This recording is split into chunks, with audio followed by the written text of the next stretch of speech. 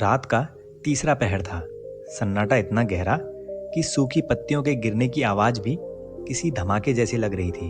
तभी अचानक बाड़े के कोने में बधी भेड़ें बेचैन हो उठी।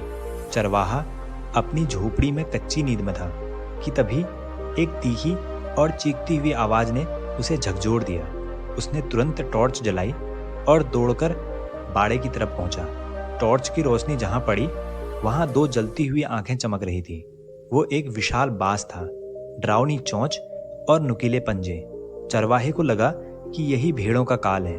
गुस्से में आकर उसने एक भारी पत्थर उठाया और पूरी ताकत से बाज की तरफ दे मारा। बाज जख्मी होकर नीचे गिर गया और तड़पकर दम तोड़ दिया। चरवाहे ने राहत की सांस ली और बुदबुदाया, आज एक बला टल गई। लेकिन तभी बाड़े के एक छोटे से सुराग से रेंगता हुआ एक नन्हा सा जीव बाहर आया। एक छोटा सा नेवला, मखमली खाल, गोल और मासूम आंखें, दिखने में बिल्कुल किसी खिलौने जैसा प्यारा था। चरवाहे का दिल पिघल गया। उसने सोचा, ये नन्हा सा जीव तो खुद डरा हुआ है, भला ये क्या नुकसान पहुंचाएगा। उसने बड़े प्यार से उसे दूध दिया और तसल्ली से वापस सोने चला गया। अगली सुबह जब सूरज की पहली किरण बाड़े पर पड़ी तो वहां का नजारा देख चरवाहे का कलेजा मुंह पर आ गया। उसकी सबसे कीमती भेड़ बेजान पड़ी थी।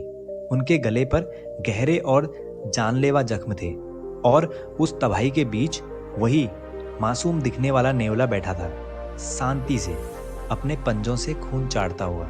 चरवाहा वहीं मिट्टी में ढेर हो गया। उसे अपनी गलती समझ आ चुकी थी। वो बाज जिसे उसने दुश्मन समझकर मार डाला, दरअसल वो आसमान से उस कातिल नेवले पर नजर रख रहा था ताकि वो बाड़े के अंदर न घुस सके।